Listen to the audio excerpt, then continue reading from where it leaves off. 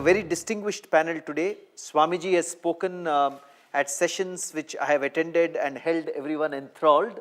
Thank you, Swamiji, for being here on the panel very much. All of you, I mean, he puts across his thoughts in powerful language, fundamental truths, but very simply, which is amazing. And we have Mr. Khandelwal, who has been described as the HR guru of the corporate world, someone who has written, apart from the writing of this book, I know of him from many quarters as a person who can bring many truths of leadership to the table. This topic is engrossing for us because everyone feels leaders should be perfect. Unfortunately, they're not. Leaders are imperfect. And apart from being imperfect themselves, they have to live and work in today's imperfect times. And what does that mean for them? How can leaders contend with this? And how can leaders leverage the times they're leading in? I'm going to request Swamiji to speak to us with opening thoughts on the topic, Swamiji, for several minutes. I would request you whether you'd like to use the dais to speak on the topic. Thank you, Mr. Bhatt. And good evening. Good evening. Good evening. Namaste. Namaste. Okay. Though man a thinking being is defined, how few use this grand prerogative of the mind, how few justly think of the thinking few, how many never think but think they do. To very question the very process of our thinking, to question our mindsets from which our center operates, I think is a part of good leadership. All right, let me start off, and I don't want to be very serious. I know I've got 10 minutes after this question. And let me start off by saying I've taken a lot of workshops in the corporate sectors, giving a spiritual paradigm to management. I always give this example. It seems a man, highly target-oriented, stressed up by being target-oriented. He keeps his wife's photograph on the board, stressed up of his tension, target, keeps the wife's photograph and takes darts, it seems, and tries to hit that target, all right, because that's the source of his stress. And even there he's missing the target. All right, again he takes another dart, hits, misses the target. All right, he gets so frustrated, all right, and being a big leader in the company, then his wife's phone call comes, it seems, and he picks up the phone, and the wife says, "Sweetheart, what are you doing?" And he says, "I'm missing you." Right, friends, first thing I want to say is, this is a very deceptive answer. Our present society, and including our leaders, are highly deceptive. And good leadership is catching that deceptive nature of an individual. And if we don't catch the deceptive nature of individual, we can't factually, effectively, with alacrity, with acumen, face the imperfection, of life and the situation we live in. Therefore, in Indian philosophy is called Darshan Shastra. Darshan means seeing. And therefore, Buddha is to always say, "Iho pasiko." Buddha is to say, "Come, Iho, pasiko, I will teach you the acumen of seeing, nothing else." And I think as leaders, we have to learn how to see factually and not how to see in a distorted way. All right? And sometimes you and I think we are seeing things factually, but so often it will be wrong. In my book, I've given this example. All right? A husband and wife from Andhra goes for a holiday to Benares, goes for Benares holiday, really releasing the stress of all Rayalaseema, Galata and all that. He goes for a holiday there, and the wife in Benares, and Benares is famous for silk saris, and the wife, Benares, tells the husband, Reddy garu in Telugu, Kali chendi pocket. Means empty your pocket, quick. And the husband says, "Why?" And the wife says, "Look, on the shop, cotton saris 5 rupees, nylon saris 7 rupees, silk saris is 10 rupees. In Hyderabad is 3,000 rupees. Empty your pocket. And the husband tells the wife, "Ye sundari ka maa, ye istri ka dukhan hai." Ye istri ka dukhan hai wo. Now please see, she has seen rightly, the silk saris is 10 rupees. She has seen rightly, but the context is wrong. So even though she saw rightly, but the context being wrong, therefore her right seeing is distorted. Now, leaders should address this very effectively, dexterously. It's because you and I think we are seeing things rightly. But if the context is wrong, even though factual, the context becomes very different. And therefore, this is going to make us very ineffective in living a life of imperfection. Life becomes imperfect not because of imperfection. Life is not imperfect because of imperfection. If one can see elegance in imperfection, one will see beauty in imperfection. So it is not imperfection which is making us imperfect. We are not able to see elegance in imperfection. We are not able to relate to imperfection with alacrity and acumen, and that is the disorder in which we are living, sir. And a leader has to dexterously, effectively address this. The third important as introduction I want to say in leadership is, so often as leaders, and each one is leaders in their own respective areas, we are too busy studying others, analyzing others.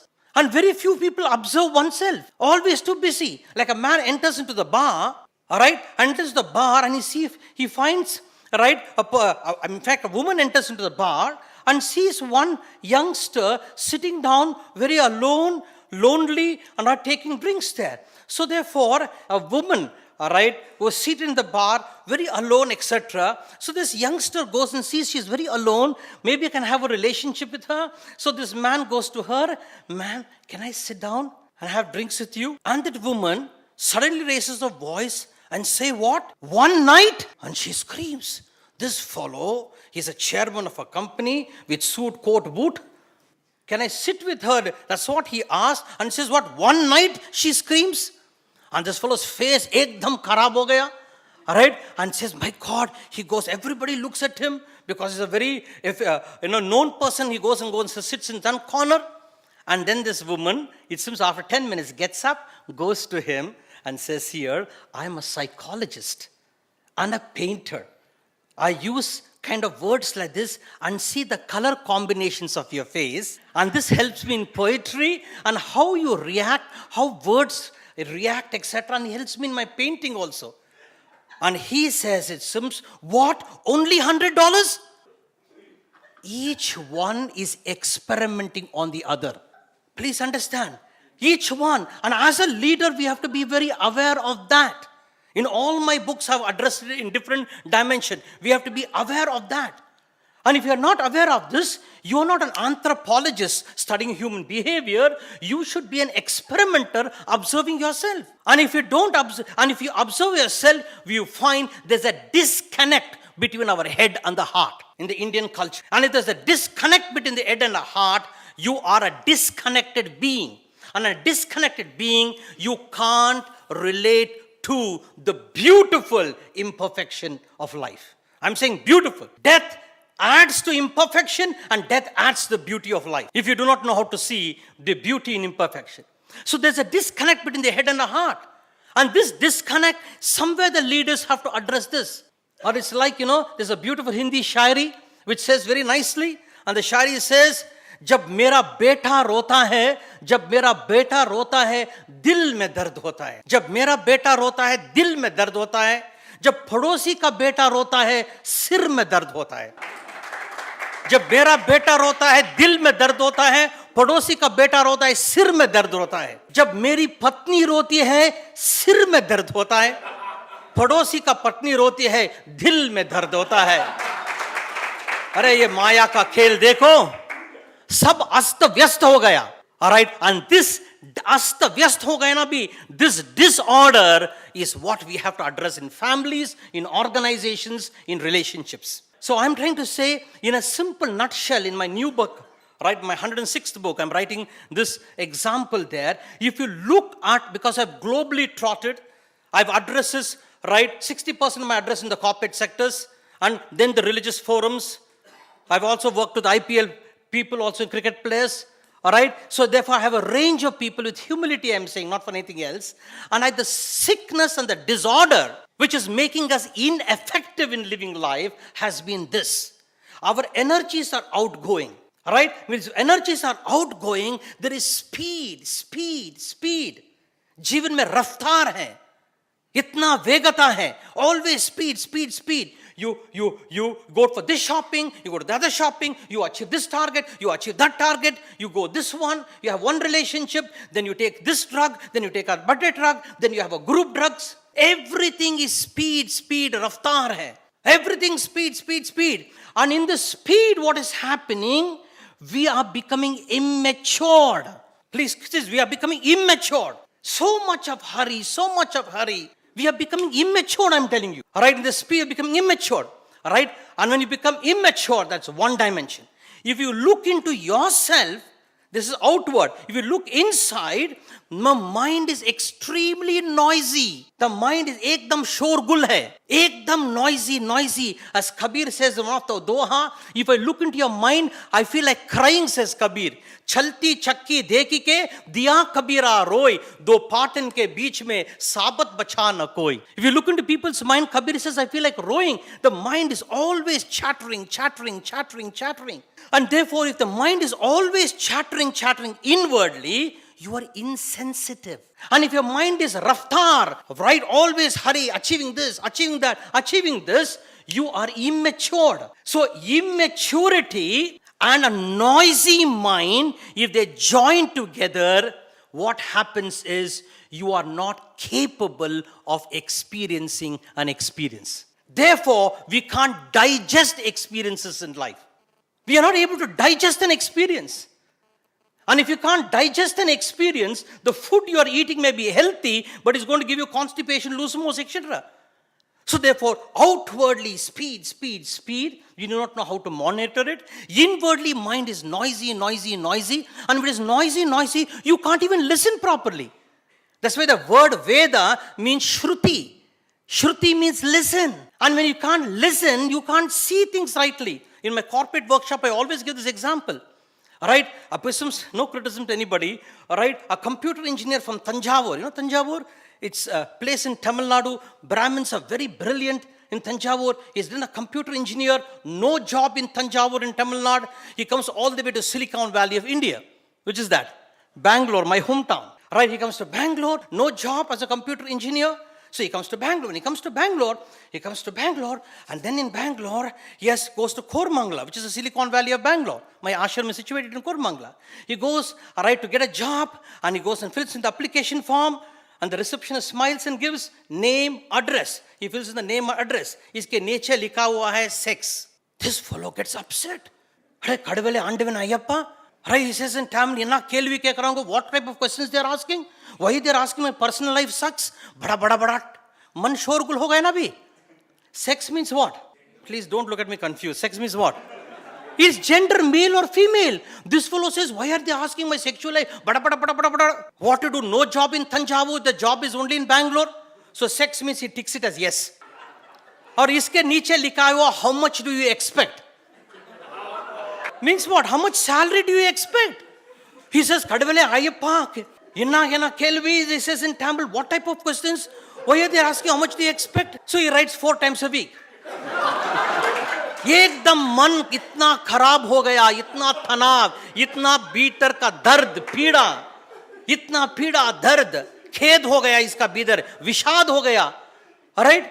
Vishad yatharth roop se nahi abhi, iska viprita grahan hai. So then he gets all this there, and he writes, then he fills it at this and goes and gives it to the receptionist. The receptionist smiled, and he gets more annoyed. Naughty question, haughty smile. And again he gets messed up. He gets messed up there. And then reception says, sir, sex means male or female, sir. My God, Bangalore people are horrible. They are giving me choices. But what to do in Tanjavur? No job. Job is in Bangalore. So he writes preferably female. See, simple question, you are complicating it. Life is simple, sir. What is wrong with imperfection? Do you have a capacity to digest it? Do you have a capacity to relate to it dexterously? Is the skill that we have to learn. Never the world has been a perfect society. I'll say very humorously, God himself is imperfect because he has created you and I. Such imperfect beings. So the question is how to live with imperfection. How to use imperfection dexterously, with skill, with acumen, with alacrity, is what you and I have to learn, sir.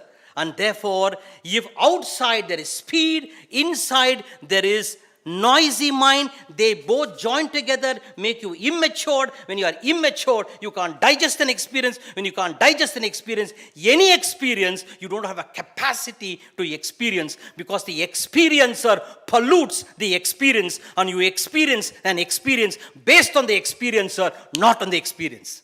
And this is what leadership need to address. All right. And if leadership addresses this, please understand, there is intelligence in us which tells us how to deal. Kidney works with intelligence. Liver works with intelligence.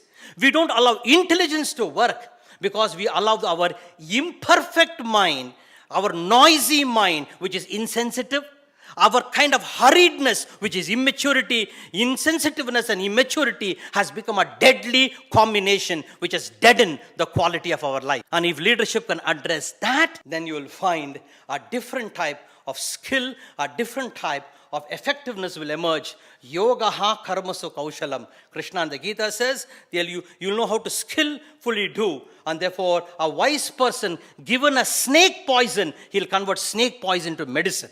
He'll convert bullshit into gobar gas. But if you are unwise, you will take medicine and make it into a poison. So therefore, sir, now I feel leadership had to address this instead of fretting and fuming about imperfection. Life is wonderful with imperfection. You do not know how to relate to imperfection skillfully. At no history of time, life has been perfect, sir. No time. Be it at Krishna time, Jesus time, Buddha time, now. Right? It's like forest. You can't expect wild animals to behave sanely according to Bombay's definition. All right, if you can understand that, now how do you address that is the skill of. All right, and the challenge for us is, all right, to relate to that, sir. And if a surf rider, however powerful the surf is, he knows how to have fun with the surf. But you and I don't know how to surf in the ocean.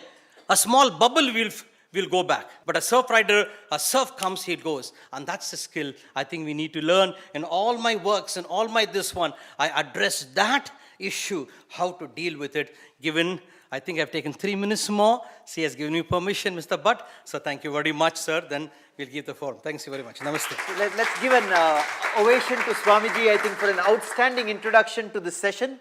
Thank you, Swamiji. I think very, very simply put in his inimitable humorous style.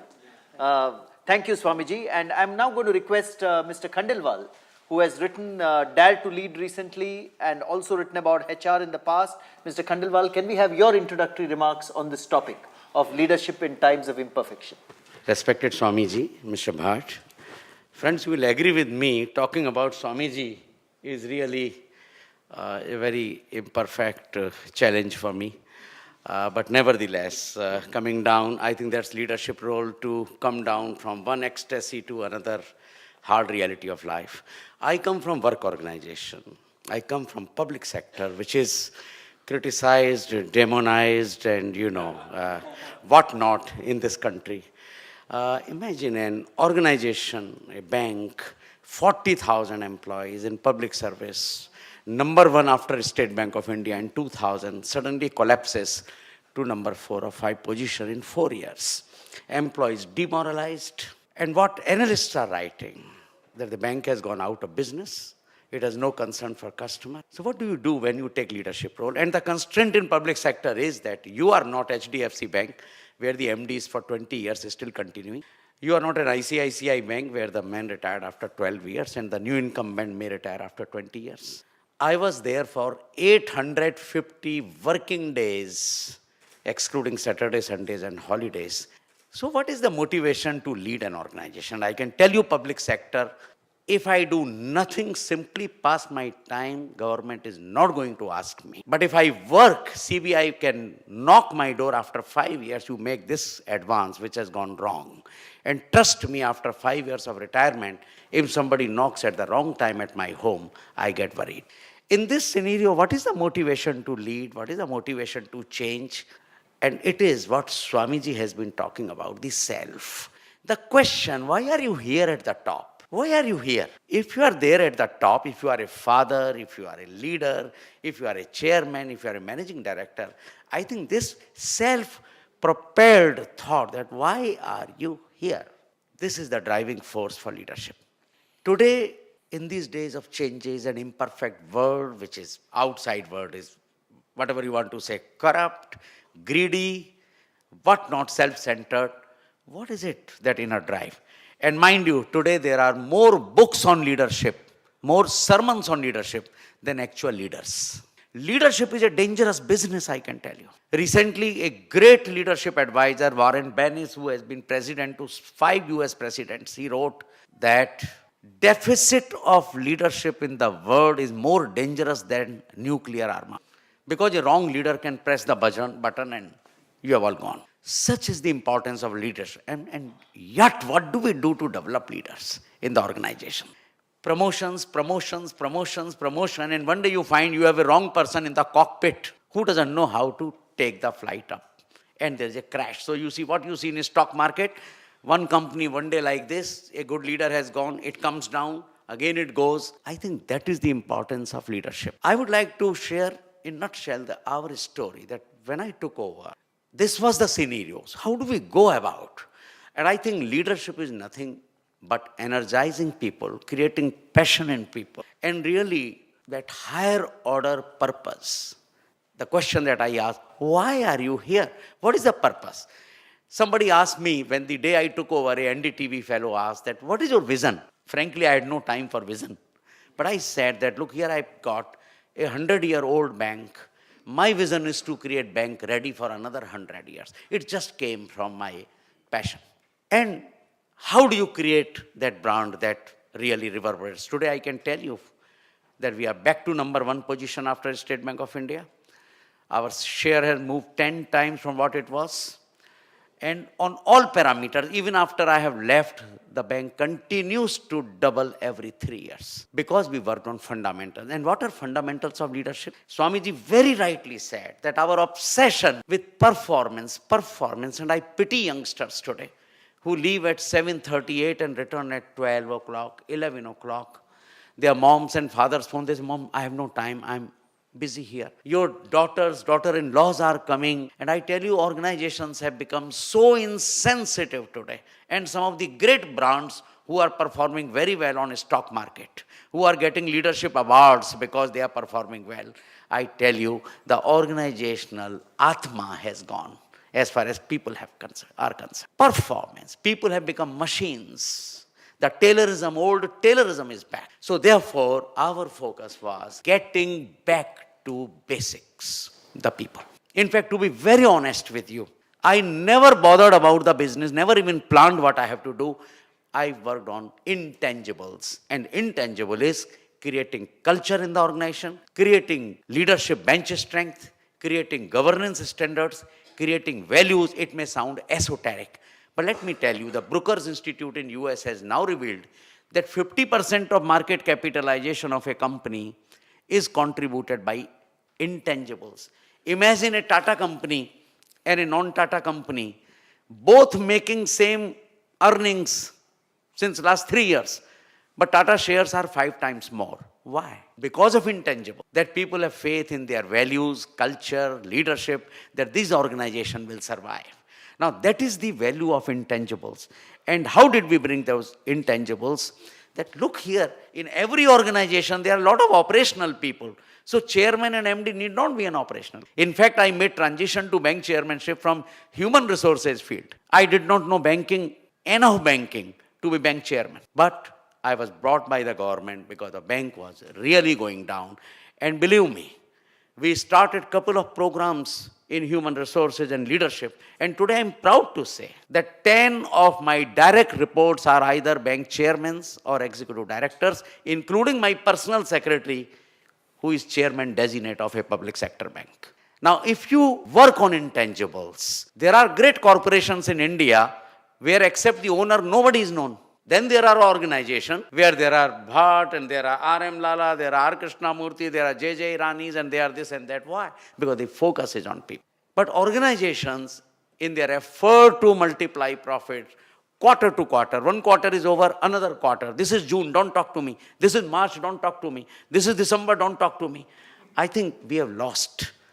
We have lost people. We have lost our children. We have lost our working wives. We have lost our working husbands, because it's performance. And in order to give them lollipop, there is a strategy meeting in Mussoorie. There is a strategy meeting in Shimla. There is this. And there also they make you work 16 hours. I think that high performance can be sustained only in a culture of high compassion. If compassion is not there, and believe me, friends, that we introduced 3 programs which were based on compassion. First was Sampark, Samadhan, and Khoj. And this Sampark was that I felt I have 40,000 employees across the organization in 3,000 branches. If there is a life and death problem to somebody in Bihar or somebody in Northeast, how does he connect with me? What happens? And believe me, this Sampark was an hotline to chairman, and within 24 hours, a decision will be taken. And Swamiji, the first reference in hotline came from Ahmedabad. One officer sent me a fax. He said, sir, I want temporary transfer to Chandigarh. Last night, I came to know that my young son, 22-year-old, has died in car accident in New York. And my wife and children are distraught in Chandigarh. I immediately picked up phone, talked to him 20 minutes, offered to send him to New York at bank's cost to bring the body. He said, no, sir, everything has taken place. Accompanied by 2 officers, I sent him to Chandigarh. 5 years transfer, he won't come back. As negative news travels fast, positive news also travels fast. Whether I'm in New York or Bahamas or Baroda, I would not phone what happened to proposal of X company or Y. I will say what has come in hotline today. The people should believe that what you have started works whether you are there or not. And I think this kind of connecting with people's heart, and believe me, the kind of letters which I have quoted in my book, the people have written that, look here, we can give our life to the bank, the way we are. And our research showed that people normally represent in their 30 years career 2 to 3 times at crucial times in their. If that time you are able to help, their loyalty and their passion is never wanting. But what happens in organizational bureaucracy and other things, that papers are shuffled, sent here, sent there, nothing happens. And we have actually angry staff in every company. And they want to take revenge on the company. In fact, if company doesn't do well, or if the CEO is under fire, it is celebrated internally. There is so much of angst, so much of angst. How do you release that? How do you, first of all, create an environment that people pray for the company? And trust me, if this can happen in public sector, this can happen elsewhere, where people have no motivation, no money, nothing. But I tell you, we tried reaching out to the heart of people. And second program we started was Samadhan. Hundreds of people have personal problems. Somebody's son is not studying. Somebody's daughter's failure of marriage. Somebody's husband, wife not going on well. In 10 centers in India, we started company-paid counseling centers. Best of the counselors of city were hired. We never knew what they are discussing. We paid for their counseling services. And the kind of things counselors have told us without naming staff, that how people, and we are a financial industry, we keep your money. We can't keep somebody has put so much money in share market that he had started stealing money from the cash department. Such problems come. People have suicidal tendencies. And third was Khoj, where we can't recruit IIM graduates or any other. So we started an internal Khoj program, which is really talent hunting. With some of these programs, employee conclaves and a massive leadership development program. Believe me, I was so surprised towards the end of my tenure, which I never targeted, that in 850 days, so much business was done, what bank had done in 97 years of its history.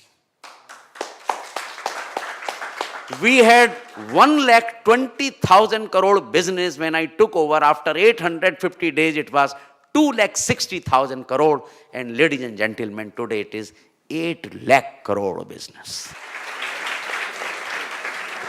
And I have not shared with you the kind of transformation from technology, and many of you would have seen rebranding of our bank, that we brought Rahul Dravid, and we brought that color, and you will not believe what kind of problems in public sector. When I bought that saffron color, one day I got it from the topmost man in the ministry, I would name, that there is a complaint against you, withdraw the logo from the. Some of the zealots and our opposition adversaries wrote to government that Khandelwal has RSS links, BJP links, because of the color of the. And imagine what can happen. I had to undergo Intelligence Bureau inquiry on my antecedents. Reached Agra, place of my birth, whether I ever attended RSS Shakha. Can you imagine? I said, somebody said, why are you doing all these things you tell me? When your own government is not with you to help with it, what are you going to get? Leaders don't give up. So I went to the government and I told them, I'm willing to withdraw the logo. They were very happy. So finally the man has come round. Provided this color is withdrawn from our national flag. The Secretary Banking Department, no other than the present CAG who retired, Binod Rai, who has created history, he said, Khandelwal, go and relax. You have convinced me. I said, is this color of a political party? Am I a politician? And after that, what happens, Swamiji? After that, I get 10 top marketeers award from Business Today. I am rated as 36th most powerful CEO of India by Economic Times. High risk, high gain. Low risk, low gain. No risk, no gain. Leaders never give up. If leaders are fearful, they can never march ahead, and more so in an imperfect country like India. You got to, in fact, during imperfect times, leaders are required. Leadership is best exercised in imperfect times. In perfect times, I don't think there's a leaders are on autopilot. Only in imperfect times. And I think the trigger is the courage. And courage is not rashness. If you slap somebody and say you are very courageous, no. It's not rashness. Courage is always rooted into some values and principles. And I tell you, lastly, I want to make a point in my corporate journey that there is too much emphasis on competence today. Competence is available on the shelf. Go and buy it. I think the leadership's biggest challenge is in creating collective passion in the organization. How do you create that passion, collective passion in people is the leadership challenge. And having seen that, and passion has a trickling effect. If you are passionate as a leader, it trickles down. If you are credible and trustworthy, it trickles down. People need leaders who can be believed for their words. You remember when Nano came, somebody said, how can you create a car in 1 lakh? And Tata said, a promise is a promise. So therefore, the leadership journey is all about a journey in the self, a journey in personal growth, a journey which is full of adversities, because it is adversity which provides the opportunity. Leaders are always reflective practitioners. They always continuously act, perform, reflect, that cycle. If you are not have a reflective self all the time, and finally, continuously learning. If you are on a pulpit speaking from here, but if I'm sitting there and on your level I'm learning and communicating, then there is then you are a leadership step. One of the best teachers in US once commented that I always enjoyed my class. Somebody said, how? He said, because I brought myself, I always learned from my students. So once there is an alignment, equal alignment of learning and giving, leadership flourishes. Leadership is not sermonized. Leaders cannot be manufactured like Vicks Vapor of tablets on a conveyor belt after a Harvard's program or a program in IIM. Leadership is a journey. And if you continuously reflect your journey, understand the self, and continuously renew the self, it is like a vacuum cleaning and removing those cholesterol, those deposits from your mind. That is the leadership journey. Thank you very much, ladies and gentlemen. So you've heard two very, very powerful speakers, I think. Thank you, Swamiji, and thank you, Mr. Khandelwal. I think the message was very clear from Swamiji. Life is simple. Don't complicate it. We have always lived with imperfection for generations, and we will live with imperfection in the times ahead. And Mr. Khandelwal, very rightly so, spoke about culture and values in dealing with imperfection. I want to read out a paragraph and maybe speak for just 3 or 4 minutes before I pose questions to the other members of the panel. In the book that I have written, Tata Log, I have written it because I was inspired by the Tata Group. Mr. Khandelwal has referred to the Tata Group in many ways during his address, for which I am thankful to him. But here is a 150-year-old group which has survived in India for more than a century today. And it's a household name. I can bet that all of you in this hall and your family members have heard of Tata. But many people expect the Tata Group to be a perfect organization. We have heard of the Tatas being pioneering, opening the Taj Mahal Hotel, or opening India's first steel plant, or opening India's first electricity generation company. We have heard of the Tatas being principled. We have heard of them doing business with values. In fact, Mr. Khandelwal was just recounting to me a conversation he had with Dr. J.J. Irani of the Tata Group, saying in the Tatas, you just need to hand over your visiting card. No one expects you to pay after that. And that is true.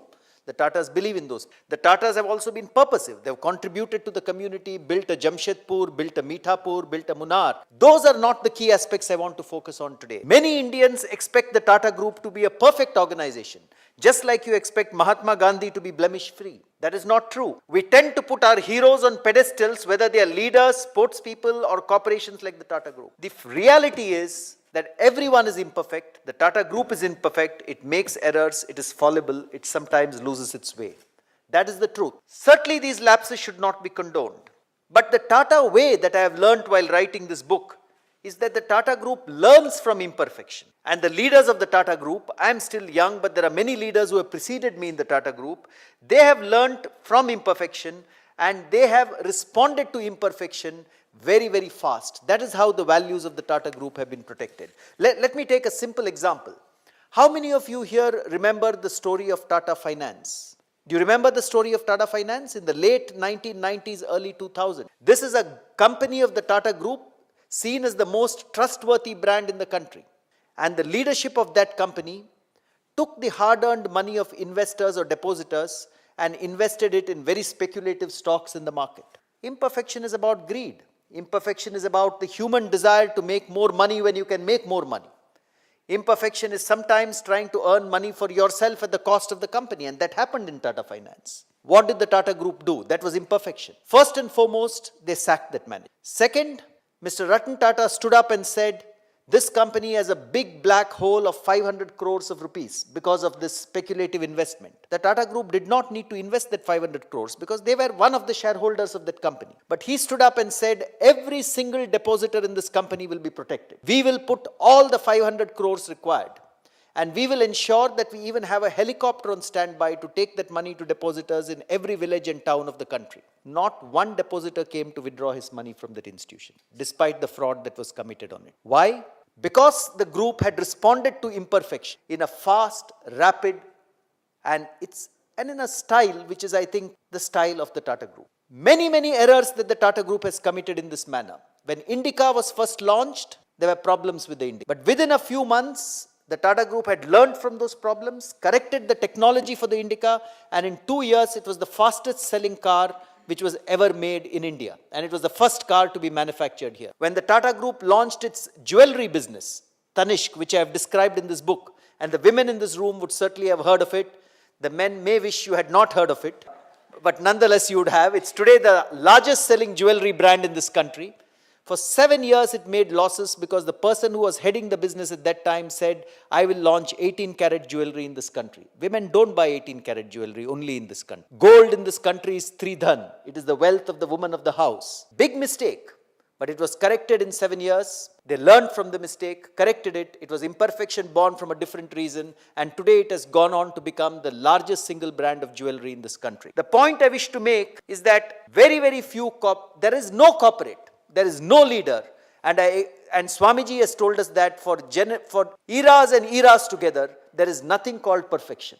We live with imperfection. Swamiji has urged us, digest that imperfection, learn from imperfection and respond to it. All these stories that you will read in this book about the Tata Group are stories of imperfection that the group has responded to splendidly, and that is why it is one of the most trustworthy groups in the country today. But few companies admit to being less than perfect.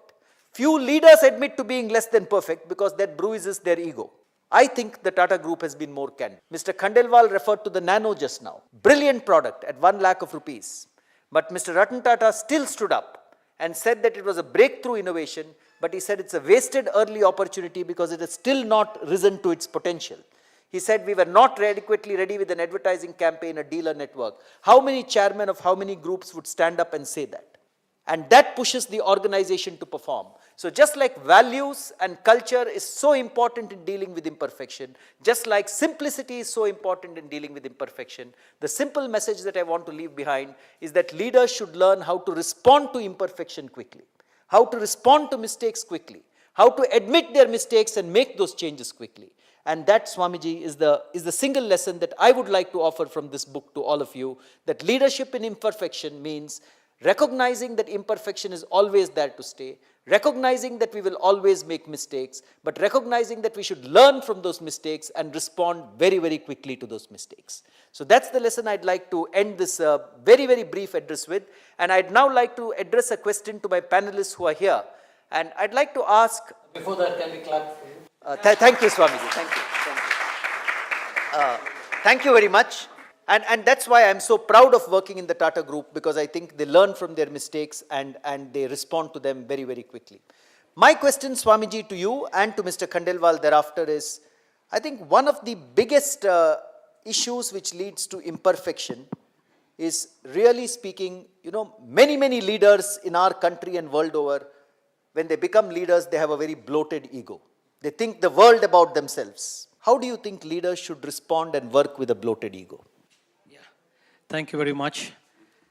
I humorously put, if you see the spelling of ego, it is E-G-O. It is edging God out. The more you are egoistic, you are edging God out, you are edging goodness out. Now, if you really kind of introspect, as Mr. Anil Khandelwal said beautifully, you should be a reflective being. If you really reflect, all right, on whatever we are proud. Ego stands on being proud. If I am very proud, I'm an author of many books. I'm proud that I'm this, there. If you really look, that pride comes from where? It comes from absolute foolishness. If I have authored many books, and I'm very arrogant, I've authored many books, for my brain, all right, to put down my ego, I'll say, this brain, which I have authored books, or a good singer who has sung there, let me just stop with my brain itself. If I have authored many books, this brain is not my brain. How can I say this my brain is my brain? Please reflect. As Anil Khandelwal said, reflect, be a reflective individual. Is my brain my brain? Yeah, I say it's my brain. I said, no, my parents can say, it is because of my sperm, my parents' sperm, it says, I am the author of this brain. Because without my parents, ..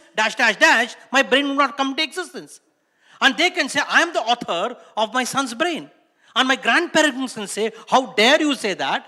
And without me, how can you be born? So I am the author. My grandparents can claim authorship of the brain. My great-grandparents, blah, blah, blah. And finally you see, this brain is a part of pure evolution. So where is it mine?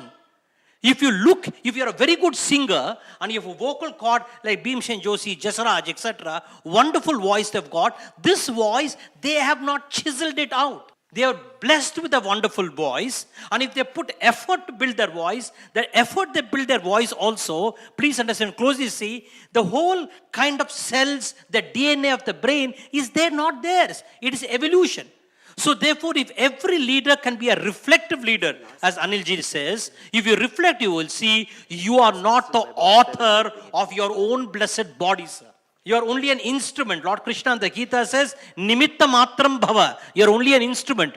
And if you really look into this, I am not the author of my brain. I am not the author of this body. I am not the author of this vocal cord. I am not the author of the eyes. I am gifted with the eyes, gifted with my brain, gifted with this there. So I should be grateful to my vocal cord, grateful to my brain, grateful to my the body. If I have gratitude, then please see how can ego emerge? Self will exist. In Sanskrit, the self with gratitude is called asmita. A self with vanity is called ahankara. We need to have asmita in life. So if every leader reflects, he will see P is not an author of his own brain. He's not an author of his own heart. All right, he has to be grateful, and therefore ego will just kind of fade away if you bring the power of your observation, and then you will see nothing is mine, everything is nature, or if you're a devotee, everything is divine. God's grace. I think that's how, all right, I try to put my ego down. See, in between it pops up. It doesn't matter. As it pops up, you have to diffuse it. By understanding, by alertness, you have to diffuse it off. The whole game goes on like that. Mr. Khandelwal, may we have your comments? How should leaders deal with a bloated ego? I'm happy you use the word bloated. Because there is a functional side of ego, there is a dysfunctional side of ego. Like without, there is nothing like frictionless. When we stand here, there is some friction. Likewise, there is nothing wrong in having some functional ego. For example, when you are confronting the system, one can say is very egoistic. I was told when I went to government, some joint secretaries felt this man is, because they have been ruling the world and they said, very egoistic, he should be put in his place. Nothing wrong in using functional ego to achieve the objectives of the organization. But dysfunction, like functional smile and dysfunctional smile. Smile is not always good. If on somebody's funeral you are smiling, this is dysfunctional smile. There is a functional anger. When you need to be angry, you need to be angry. But if you are always an angry young man, that is bad. So therefore, I would like to say functionality and dysfunctionality. And this is where the exercise of, I think, the self-awareness part of a leader.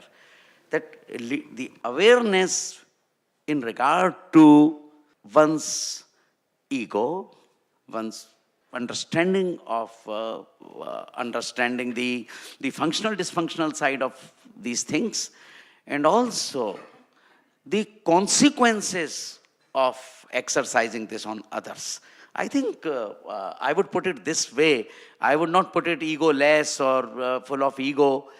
So when you said bloated ego, I'm happy because per se there is nothing wrong with functional ego. That's how I would like to. Second question, Swamiji, before we turn the mics over to the audience. Leaders are human beings, and leaders will therefore, there will always be greed, there will always be lust, there will always be, judgmental errors. There will always be, like you said, decisions made under speed which are wrong. Leaders have to contend with loneliness. Human beings get lonely right at the top. Should leaders just live with all these things? Or is there a way that leaders can find a path through all these things? I think we have to find a path. Now, if you're saying that leaders will be lonely, in one level it's true, you may be lonely, but I will say, I will look into my loneliness, because many people have come to me, many celebrities also, all right, in the film fraternity, and so many fraternity have come and personally says, now I feel extremely lonely. I said, just observe your loneliness. Please, if you observe your loneliness, you will see the insanity of loneliness. Now, you can justify your loneliness by saying we are human, but if you increase the power of observation, you will see loneliness is an error in your perception. How can you be lonely, especially in India? It is impossible to feel lonely in India. Mosquitoes will give you company, cockroaches will give you company. Mosquitoes, cockroaches, everything you cannot be. It's an error of thought. It's an error of thought. So your brain has used thought in a very divisive way, and used in a divisive way, and therefore you experience loneliness. If you can use your brain in a non-divisive way, now this is a spiritual call. See, I'm talking not purely as Anil Kandiwal from a corporate, I'm talking from a spiritual angle. All right, from a spiritual paradigm, when you look, there is a non-divisive way of looking at a tree. You may say it's very natural to look at a tree in a divisive way. There is branch, there's leaves, there are roots, there's fruits. Even I will also know that. But if you can look at a tree from a non-divisive way, you will see there may be branches, there may be leaves, there's root, but there's one life force which is going in and through the tree. And if you can look at the life force, that gives power for the tree, that gives power for the leaves, that gives power for the eyes, etc. And right, for the fruit, etc. So there's a non-divisive way of looking at life. And if the brain can explore a non-divisive way of looking at life, you will experience aloneness and not loneliness. That's a spiritual experience. Aloneness is very different from loneliness.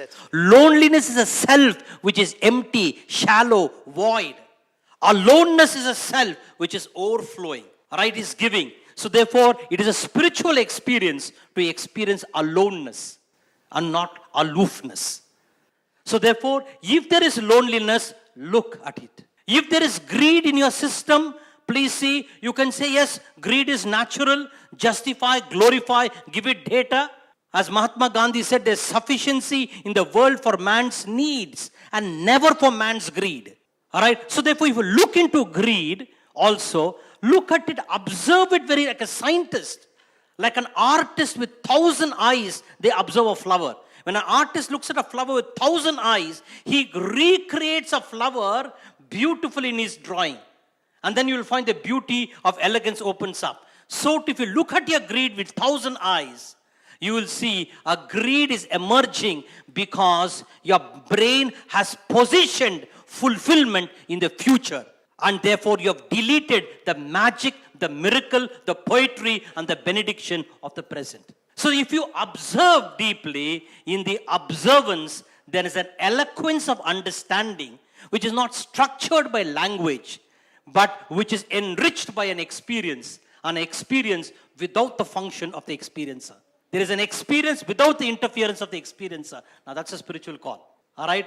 Because success can never give you fulfillment.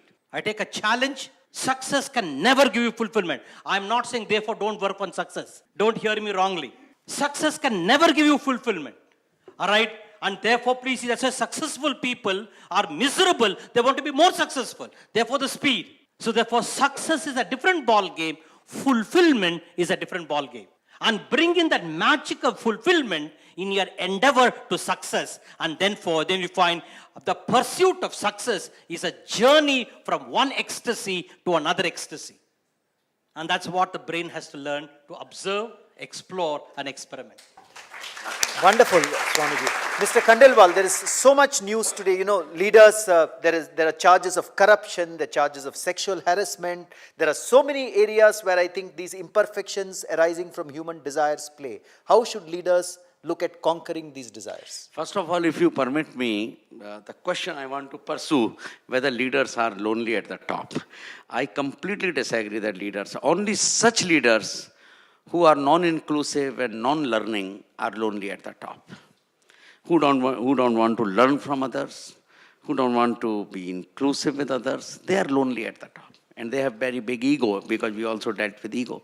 But leaders who work with people, who are always interacting with people, who are always learning, and they have created an equal alignment with people, who don't think that others are only mere subordinates because they know less.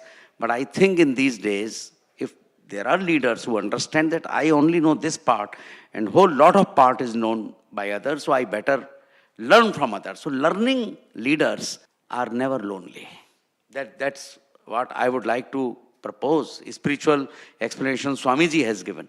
But a corporate explanation, if at all, that I haven't found any learning leader a lonely leader. So that's that part. Now with regard to the lust, greed, I tell you one thing. This thing is little overdone. Of the people, how many people you find of, I think these days you hear of Fanish Murthy's and so many people on this sexual harassment, lust, this and that. Out of 1 million leaders, or at least those who are holding leadership position, I mean at least the known people who are, it is not that others are not indulging in it just because it is not known. I'm sure there are many more who are indulging, who go scot-free because it is not known. But I think great minority of such people in the system. But yes, if you have these vices, you do not qualify to be leader. See, leadership, we unfortunately confuse leadership. Leadership is not a position that you have become MD and you have become leader. You are installed leader, that you are put into that position.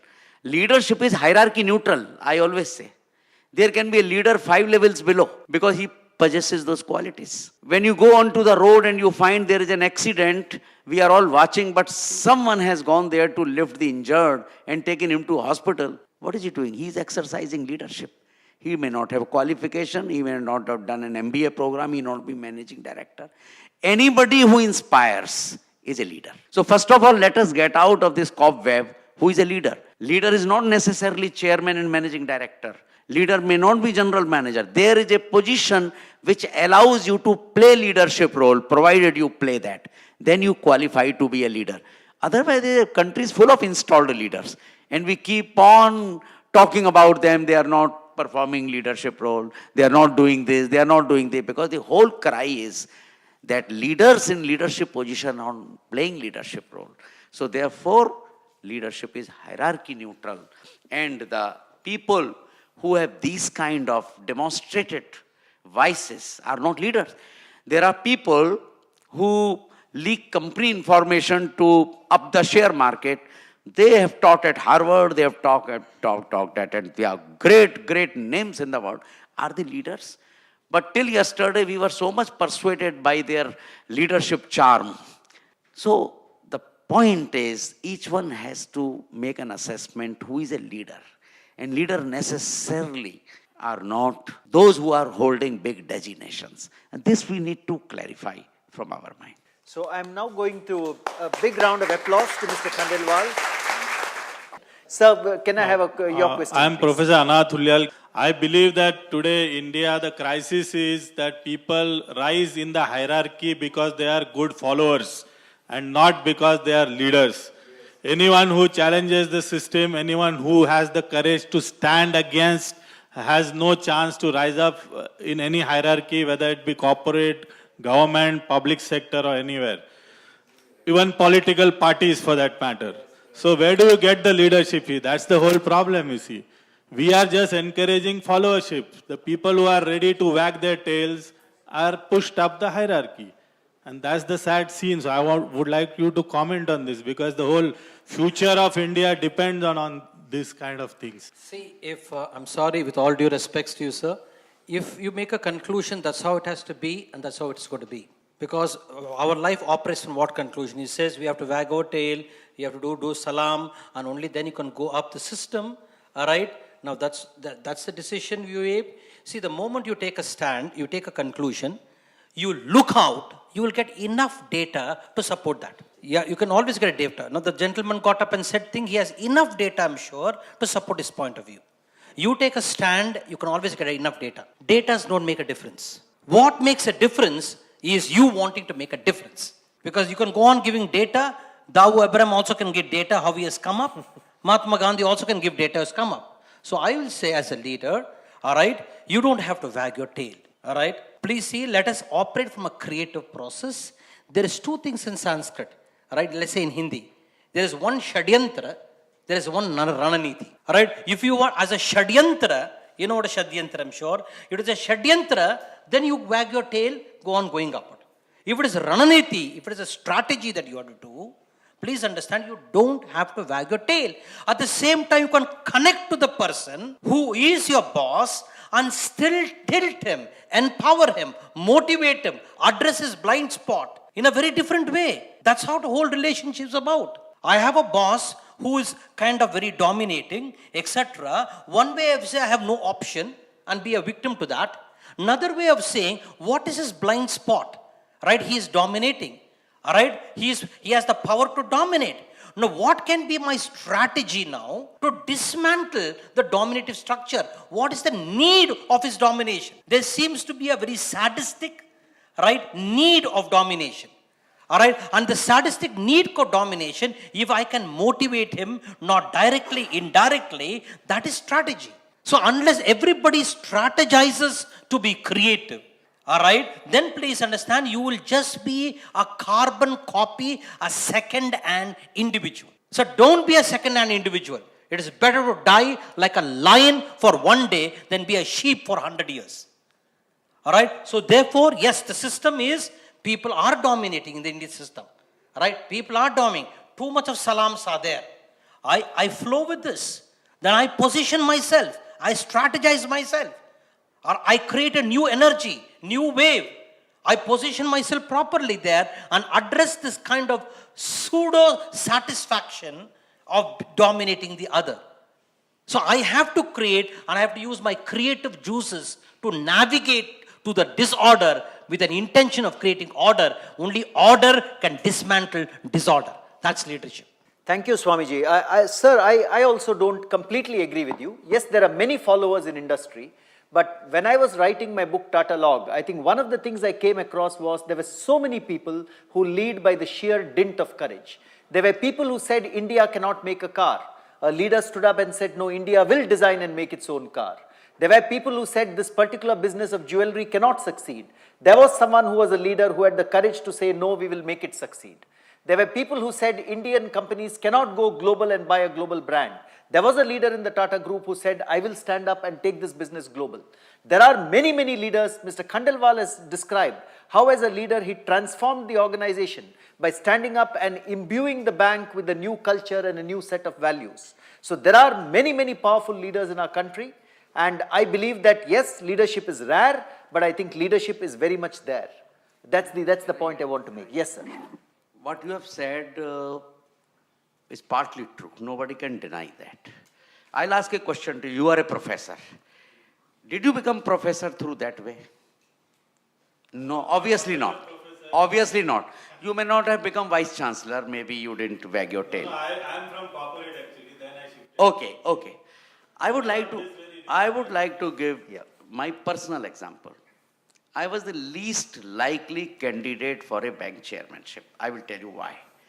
I don't come from the field of banking, first of all. I'm not a banker in that sense. When it came to me and I found government broke some rule, in banking history, I'm first person who refused bank chairmanship, took the stand. And I was warned, you will never be chairman. I said, all right, if you work for next promotion, I never worked. I was not only of one bank, I was made chairman of 2 banks. I really don't know. From my personal example, I want to tell you, there are people, if you are working for next promotion, you have to wag your tail somehow, if you compromise on that. But if you are working for something, you might lose. But I tell you, if system was so wretched, India will not be India. He has also given lots of example. Hope, I think it is not that wretched that everywhere this is the order of the day. So many changes take place because that minority of leaders who stand up to system are able to contribute, and how do you multiply that tribe is a challenge of leadership. So therefore, there is no need for desperation. I think it's a challenge of leadership to create more straightforward leaders. You simply can't ignore them. But as long as you are a performer, you need not fear. If you are a non-performer seem to have all the problems in this country. If you are a performer, you are wanted by the system. You also lose out sometimes. It's not that all the time you win. If imperfection is part of our reality to such an extent that we can see that imperfection in divinity also, all right, is the movement towards perfection is legitimate. If we see an imperfection in our living reality, aspiring that this imperfections should not be there, and we improve personally and also see the situation improving, and we keep that going, that improvement going, and we don't fatalistically accept that this has to be a reality and we will live with it. So the movement, is it supposed to be towards perfection, or we will accept deterioration as fatalistic reality? That is number one. The other thing is leadership, if it is not only positional but also performance, is there a legitimate satisfaction in the follower, whoever is being led? That person also has certain amount of satisfaction, not to seek leadership positions in terms of greed or lust or anything like that, any privileges, but he can have a deep sense of satisfaction being a follower rather than being a leader. Is there a legitimacy in that satisfaction? Or he will become satisfied only if he is given equal opportunities like anybody else who is on the top, and therefore one day he will reach the top. If that is the goal, then is that part of imperfection? Now, first is, in a very humorous sense, I'm saying God is also imperfect, okay? Let us not take it very theologically and philosophically. Because one of the sickness I feel, humanity is suffering, we have not developed a humorous way of living life. We become too serious. And if you are a South Indian, more serious. No criticism. No criticism, I'm a South Indian. So you seriously get married, then seriously you go to honeymoon, seriously produce a child, and then you can ask Swamiji, why is my children serious? I said it's a manufacturer's defect. So let us be a little humorous, take it a little lightly, and in the light sense of the term, I am saying. Now, coming back to the question of perfection. Now, please see when you see these are all words. Every word is how you load a word. See, ego, I've loaded in one way. He has loaded the word in one way. He's like saying good ice cream, good coffee, good girl. The good has no intrinsic meaning. Good coffee is a hot coffee generally. Good ice cream, not a hot ice cream, cold ice cream. So the good gets defined by the object. So therefore a word, we load what the word is. All right. Now when I'm using the word perfection, don't make it static. I'm saying is a perfect person. I know the Six Sigma and all that in management. So I'm not getting into the system. All right. He has to get into Six Sigma. He has to get into Titus going. I'm not getting into that type of word. In the sense, it is not perfect. Perfect means what? 100%. Then it is so static, there is no scope for innovation. Look at life, always things can be innovated. Always things can be improved. And therefore, in that sense, imperfection. Not that you should not have a perfect vehicle, etc. So when I'm using the word perfect, not in a static sense of the term, I say let it be dynamic and therefore bring excellence in the process of what you're going through. And excellence is an unending process. So I'm not saying perfection as a static state. I'm talking as a dynamic state, and therefore there is more excellence, and therefore never-ending growth which is there. A never-ending growth of innovation, never-ending growth of creativity. So that's the dimension which is I'm putting there. For me, a good leader is a good follower. All right. For me, a good leader is a good follower. All right. If I don't follow what I am preaching, then what? I'm only a speaker, is it? So a good leader must be a good follower. All right? And a good follower should lead his following in a very skillful way. And not very foolishly follow. Foolishly follow. All right. So therefore, a leader should be a follower. A follower should lead his following very skillfully forward. So therefore, it is not kind of compartmentized. Let us make it non-divisive. All right. So therefore, a good leader should be a follower. A follower should also lead himself. And as the previous speaker said there, learn.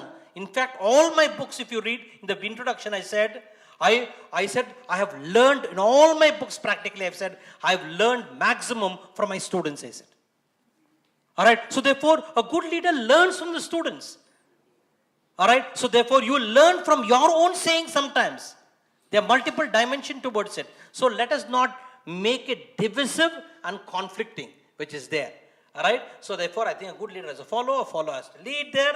The whole thing, as you said, is please learn to work on transformation. Unless you work on transformation, right, your life is going to be miserable. Life should be, जीवन में एक परिवर्तन होना चाहिए, रूपांतर होना चाहिए, तब भी आत्मवृद्धि होता है.